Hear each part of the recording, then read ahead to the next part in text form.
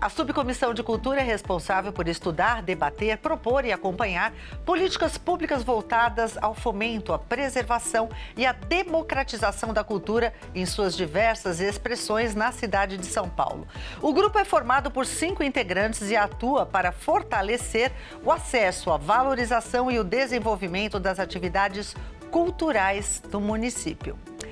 Hoje, no Prestando Contas, vamos conhecer os trabalhos realizados por essa subcomissão.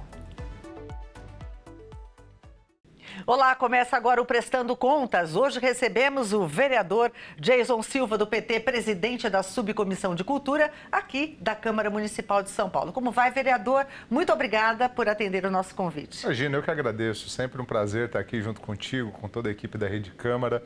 Para mim é sempre importante a gente poder prestar contas, né, para os nossos munícipes, os nossos eleitores, mas sobretudo, né, para toda a população da cidade de São Paulo. Jason, a gente entende que a criação de uma comissão permanente atende a temas mais amplos da cidade, como saúde, educação, transporte, e é definida pela própria Câmara. Já uma subcomissão surge de um tema mais específico, não é? Proposto por um ou mais vereadores que identificam a necessidade de aprofundar um determinado tema. Será que o senhor pode explicar para a gente como é que funciona esse processo de criação e instalação de uma subcomissão? O nosso regimento aqui na Câmara Municipal de São Paulo, ele prevê que todas as comissões podem ter subcomissões para discutir temas específicos. No ano passado, a gente teve 2 subcomissões, na Comissão de Finanças, que eu faço parte, que foi a Subcomissão de Cultura e a Subcomissão de Juventude. A Subcomissão de Juventude presidida pelo vereador Marcelo Messias e a Subcomissão de Cultura presidida por mim. Então, qual que é a ideia quando você cria uma subcomissão? É você dar luz, né, você olhar especificamente para aquele tema. No caso da Comissão de Finanças, onde essas 2 subcomissões funcionavam, tinha como princípio a gente discutir o orçamento da cultura. Então, eu como presidente da Subcomissão de Cultura, né, a gente teve um trabalho, a gente aprovou mais de 35 requerimentos de informação, a gente fez 3 audiências públicas, a gente fez dezenas de reuniões ao longo do ano passado, debatendo junto com a sociedade civil, com o governo, estabelecendo um elo, uma ponte, né, entre o legislativo, o executivo e a sociedade civil. Sobretudo quem é o fazedor de cultura, quem está fazendo cultura na ponta do dia a dia. Na cidade de São Paulo, a gente tem mais de 15 leis de fomento, né? Fomento ao forró, fomento ao circo, enfim, a gente tem várias leis de fomento. E a ideia era a gente poder olhar com lupa como é que estava a execução orçamentária. Então, eu acho que essa subcomissão ela teve como principal papel, na verdade, não só ajudar a formular, a discutir a peça orçamentária, mas fiscalizar como é que estava sendo executado, né, o orçamento, as rúbricas da cultura. Então, acho que foi uma experiência fantástica, super bacana, né? A gente teve audiência pública para discutir, por exemplo, o fomento ao hip hop especificamente.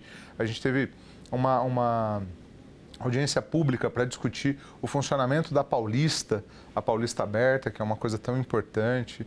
Enfim, acho que foi uma experiência muito gratificante. E nós vamos falar de cada um desses temas a partir de agora. Mas antes eu queria te fazer a seguinte pergunta. Você já explicou aqui para a gente sobre essa questão de vincular, né, o orçamento com a cultura para saber se está tudo sendo aplicado da maneira correta e se a gente tem realmente destinações específicas para a subcomissão de cultura. Mas é sempre assim, ou seja, uma subcomissão de cultura vai estar sempre vinculada à comissão de finanças e orçamento ou isso pode se modificar? Isso pode mudar, depende muito da demanda. A gente está na comissão de finanças para fiscalizar isso, mas, por exemplo, a gente tem uma comissão ordinária, que é a de educação, esporte e cultura, né, onde primeiramente os projetos da área cultural passam primeiramente, né, por lá, né, muitas vezes são formulados e passados, tramitados por lá. Não necessariamente está atrelado a isso, né? Então, outras comissões ordinárias podem também fazer subcomissões de cultura para discutir a partir da ótica da sua comissão, né? A comissão é como se ela fosse, né, a matriz, né, e a subcomissão a filial daquilo, né, que vai discutir especificamente o tema. Tá ótimo. E assim é bom porque as pessoas já vão entendendo um pouquinho do funcionamento da Câmara, de como é que são essas comissões, de, enfim, quais os argumentos, de que forma que elas são levadas pelos vereadores. E uma questão, né, que é o seguinte, muita gente me perguntou o ano passado, né, vereador, mas já tem uma comissão ordinária, por que vocês estão fazendo uma subcomissão dentro da Comissão de Finanças? Justamente para isso, que era para a gente poder fiscalizar o que já foi. mais do que a formulação de novas políticas públicas, da gente poder fiscalizar o que está em curso. As rúbricas orçamentárias, leis que já foram votadas aqui na casa, né, que foram para a peça orçamentária e que precisam ser executadas. A gente teve muita dificuldade em algumas rúbricas orçamentárias, onde os editais saíram só no final de novembro, de dezembro do ano passado, por exemplo.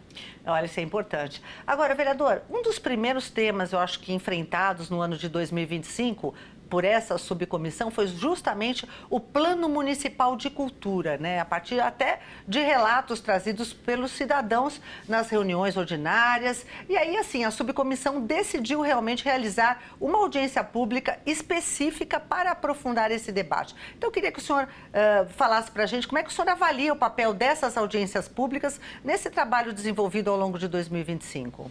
A audiência pública é super importante, né? Porque se a subcomissão é para a gente discutir especificamente tudo do que tange a cultura, né? A audiência pública é para a gente discutir aquele tema específico. Então, por exemplo, você falou do Plano Municipal de Cultura. A gente venceu o nosso Plano Municipal de Cultura. Ele foi válido por 10 anos. A gente fez uma constatação do que foi implementado e o que não foi implementado do Plano Municipal de Cultura e queremos fortalecer esse debate com a cidade de São Paulo. Tem um debate, para quem milita na área da cultura, que a gente criar uma espécie de um SUS, né, um sistema nacional mesmo de cultura, com financiamento, vinculando rúbricas orçamentárias, leis de incentivo. E é super importante a gente reproduzir isso em São Paulo. Nós estamos falando da cidade mais rica do país. A gente está falando da cidade mais importante da América Latina. Então aqui tem que ser exemplo, né, de como faz política pública de cultura. Então, essa audiência pública especificamente foi muito importante para isso, mas a gente fez outras audiências públicas para falar, né, tematicamente de cada tema, de cada linguagem cultural que a gente tem na cidade de São Paulo. E que outros instrumentos o senhor elencaria para fazer com que uma subcomissão de cultura pudesse realizar trabalhos mais efetivos? Talvez reuniões com grupos de trabalhos na área de cultura. Dê uma ideia para a gente de outros caminhos que poderiam ser cumpridos nesse sentido. Reuniões de grupo de trabalho, como você mesmo mencionou aqui, para a gente poder discutir especificamente aquela linguagem. As reuniões da Subcomissão de Cultura, elas foram verdadeiras audiências públicas, porque a gente tem uma tradição aqui na Subcomissão de Cultura. Essa subcomissão, primeiro, é importante dizer que é uma subcomissão que tradicionalmente existe na casa. Então, você tem pelo menos aí umas 5, 6 edições, né, desta subcomissão. Então, mesmo antes de eu ser vereador, né, sempre teve essa demanda, né, do movimento social organizado de cultura para a gente ter essa subcomissão. Então, outros vereadores e vereadoras já presidiram esta subcomissão, né? Então, ela é super importante por isso. Ela dá visibilidade, né, para o tema da cultura. Então, a gente faz isso por grupos de trabalho, por audiências públicas e os requerimentos de informação. A gente falou há pouco do Plano Municipal de Cultura. Eu acho que metade, ou quase metade dos nossos requerimentos foram pedindo informações para o Poder Executivo, para a Secretaria Municipal de Cultura, do funcionamento, né, de como é que estava sendo executado o nosso Plano Municipal de Cultura. Isso deu subsídio para a gente, deu informações para a gente, inclusive para a gente poder atuar aqui a partir desse ano, justamente para isso, para a gente poder construir um novo Plano Municipal de Cultura. Essa é uma questão interessante, né? Dessa interlocução que é feita com o Executivo para se trabalhar numa área tão importante para a nossa cidade como é a cultura, né? Eu queria que o senhor desse para a gente aqui um resumo de como é que foi isso em 2025 com relação à participação efetiva do Executivo, as informações prestadas para se saber sobre as leis de fomento, sobre como, enfim, o orçamento está sendo aplicado, essas questões todas. Foi positivo? Olha, na verdade não, infelizmente não. Infelizmente a gente teve pouca atuação, baixíssima atuação do Poder Executivo. Na audiência pública que a gente realizou ano passado para falar da Lei Orçamentária Anual, o secretário se comprometeu, né, que ao longo do ano de 2026 vai participar mais da subcomissão. Ele não foi em nenhuma reunião, mesmo tendo reiterados convites. A gente apresentou um requerimento que ele funcionou como uma espécie de um convite automático, tanto para o secretário municipal, estadual e o representante do MINC no estado de São Paulo. Porque a gente acha que esse diálogo tem que ser feito com o governo federal, com o governo estadual e, sobretudo, com o governo municipal. Então, a gente tem uma espécie de um convite automático aprovado nas reuniões da subcomissão, que já convidava, né, o secretário municipal de cultura, o qual, infelizmente, não veio em nenhuma das nossas reuniões que a gente executou. Mas a gente teve presença, sim, de alguns representantes, o Pedro Leão, que era o diretor de fomento, outras pessoas vieram, mas foi muito aquém disso. A gente chegou, inclusive, a ter que subir o tom, porque os requerimentos aprovados em reunião de subcomissão, ele é um documento oficial, é um pedido formal da Casa, né, para o governo. O governo tem que prestar contas para a Câmara Municipal, para o cidadão de maneira geral. Então, para você ter uma ideia, a gente teve demora de 6 meses, 4, 5, 6 meses, acho que foi o prazo que mais demorou para a gente poder ter a devolutiva, a resposta destas informações. A gente entende que o quadro de funcionários públicos da Secretaria Municipal está muito defasado, mas que não pode ser isso, porque a gente tem, por exemplo, a LAI. O que é a LAI para o telespectador que nos assiste? A LAI é a Lei de Acesso à Informação. Então, não é só prerrogativa minha como vereador apresentar aqui um requerimento e aprovar numa subcomissão. Você e da sua casa, você pode entrar com pedido de lei de acesso à informação e a Prefeitura de São Paulo ou qualquer outro órgão público é obrigado a te oferecer as respostas daquilo que você está questionando. Então, ou seja, eles não estavam cumprindo uma determinação da Câmara Municipal, quanto mais a LAI. Tá certo. Bom, olha, essa nossa conversa está muito boa e é importante a gente realmente ter aí um panorama do que aconteceu nessa subcomissão de cultura em 2025, mas agora a gente vai para um rápido intervalo. E se você que está assistindo pelo nosso canal do YouTube quiser, é só se inscrever, deixar o seu like, porque aí você fica sendo notificado sobre todas as questões que acontecem aqui na Rede Câmara São Paulo. Siga a gente nas redes sociais, em @Câmara São Paulo. A gente volta já já.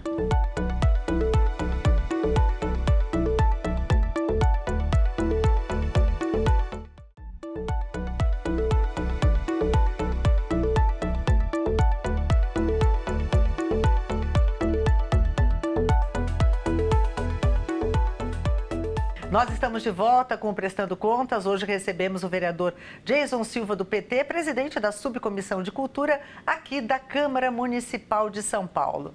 Um dos debates de 2025, vereador, envolve o uso da Avenida Paulista aos domingos. O senhor poderia explicar para a gente como é que foi esse encontro com a população, quais foram as principais questões apresentadas, analisadas e como é que esse diálogo ajudou a subcomissão a entender um pouquinho dos impactos e demandas relacionadas ali àquela avenida que, enfim, é tão popular na cidade. É o cartão postal de São Paulo, né? Quem é de São Paulo não tem como não conhecer a Avenida Paulista. Mas, na verdade, é o seguinte, a gente teve uma solicitação dos moradores da Avenida Paulista, a nossa subcomissão, para tentar fazer uma pacificação entre os artistas de rua. A gente tem uma lei municipal que protege os artistas de rua. A subprefeitura da Sé, ali a Avenida Paulista, ela é dirigida por 3 subprefeituras, então ela é um grande problema, um grande imbróglio. Acho que um pedaço é da Vila Mariana, outra é da Sé, e se não me engano, o outro é de uma outra subprefeitura. Então, ou seja, a extensão da Avenida Paulista são 3 subprefeitos. Né? Então, você são 3 cabeças diferentes e tal, então sempre dá muita confusão você articular todo mundo ali, articular as ideias. A gente promoveu uma audiência pública com os moradores, com os artistas e com o poder público, justamente, né, o poder público municipal, a prefeitura, para poder tentar fazer uma pacificação. Os moradores, por exemplo, reclamam muito da questão do barulho na Avenida Paulista. O barulho aos finais de semana é maior do que o dia a dia do trânsito da cidade, porque são muita caixa de som, né? Então a gente viu no ano de 2025 muita apreensão, né, de artistas de rua, o que a gente condenou e denunciou via subcomissão de cultura, o uso da força de maneira truculenta para esses artistas de rua, mas também a gente presenciou, infelizmente, denúncias como a que foi noticiada pelos veículos de imprensa, né, de gente que estava vendendo espaço na Avenida Paulista.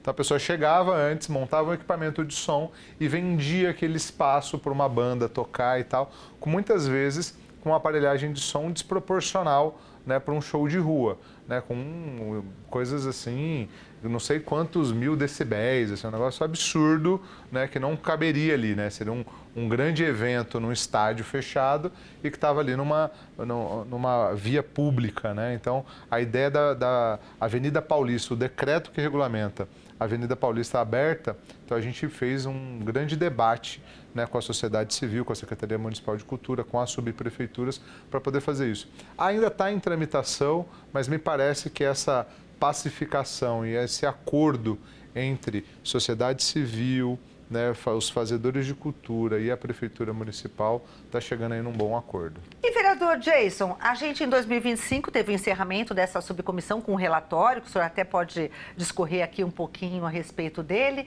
mas se essa subcomissão continuar, né, como é que o senhor acha que ela deve continuar monitorando os programas culturais para garantir que os investimentos sejam efetivos? E até já vou antecipar, o senhor gostaria de continuar nela? Ah, sim, gostaria muito, né? É uma subcomissão super importante aqui na casa, né, que tem um trabalho muito bacana. Então, se os meus colegas de Comissão de Finanças acharem importante a gente reeditar a Subcomissão de Cultura e me der o prazer de estar lá nela, eu gostaria muito de estar nessa subcomissão.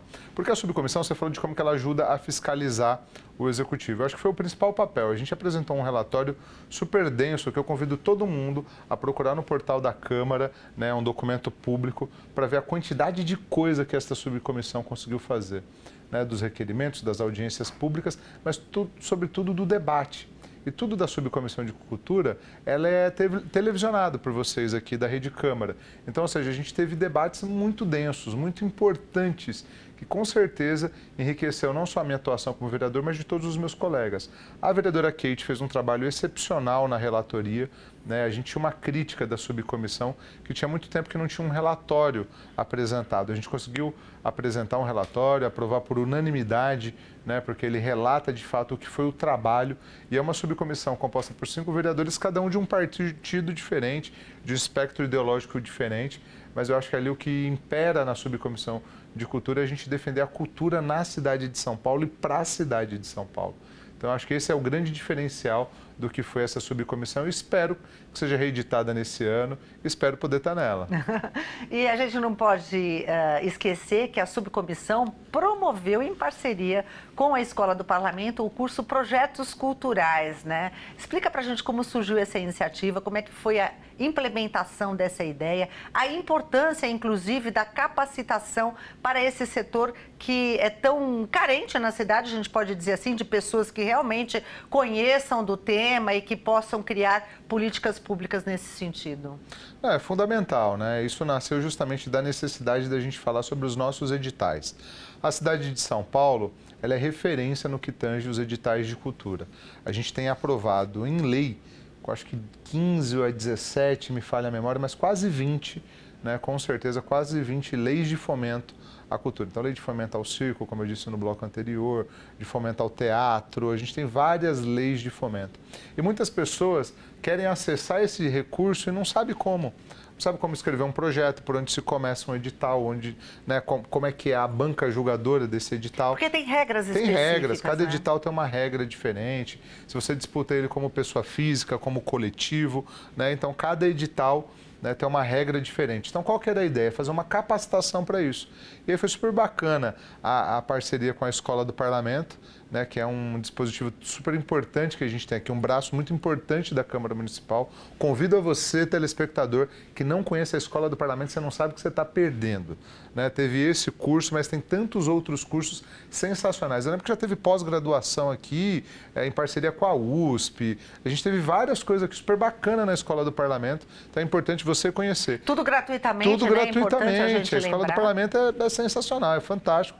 Acho que é uma das melhores iniciativas, né, que a Câmara Municipal de São Paulo tem, que é para todo mundo, que é para você, hein? Ó, vai lá, entra aí no portal da Rede Câmara e conheça lá a Escola do Parlamento. E a gente conseguiu fazer isso, foi um requerimento do vereador Silvinho, uma ideia super bacana, porque no diálogo com os movimentos de cultura a gente percebia que tinha gente que não tinha muito domínio de como que disputa os editais, e a gente conseguiu qualificar uma galera, né, super bacana. Eu tive o privilégio de estar na aula inaugural, eu estava todo mundo muito ansioso para isso. Então a ideia também é que se a gente puder, esse ano a gente ter a reedição dessa formação também via Escola do Parlamento.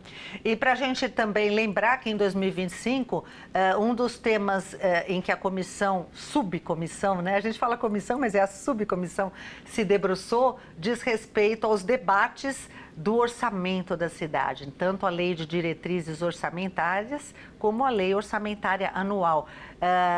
Realmente, para alinhar, né, a questão do orçamento da cultura com o desejo dos vereadores, que, enfim, têm ideias diferentes, e também daquilo que o Executivo dá como ponto de partida do que pode ser gasto no ano seguinte, é realmente uma situação bastante detalhista, né, vereador? Muito, muito. Mas eu acho que essa é a principal vocação desta subcomissão. Ela só existe justamente para isso, para ajudar a formular o orçamento seguinte e para fiscalizar o orçamento anterior. Então, por exemplo, a gente tem agora, em 2026, um orçamento e vamos elaborar um outro para 2027. Então, eu entendo, de novo, a Subcomissão de Cultura, eu acho que esse vai ser o papel dela. A mesma coisa que foi o ano passado, que é fiscalizar como é que está a execução do ano vigente e já ajudar a preparar e melhorar o orçamento para o ano seguinte. Afinal de contas, cultura a gente faz com investimento. Não adianta, as pessoas acham que cultura é uma coisa bonita, lúdica e tal, mas tem que ter investimento público. E outra coisa que eu sempre falo é o seguinte, cultura não é só evento, gente. Cultura não é só evento. Eu adoro a virada cultural, elogio, sou um fanzaço da virada cultural. Acho que é uma política pública excelente que a gente tem na cidade de São Paulo, mas a política de cultura não pode ser realizada em um único dia, num único evento. Então, a gente tem que ter formação. Imagina o teu filho que quer aprender a tocar violão. Na Casa de Cultura tem que ter o fomento para isso. A gente tem que ter investimento para poder ter aula de violão, aula de teclado, de dança, enfim, de todas as linguagens culturais.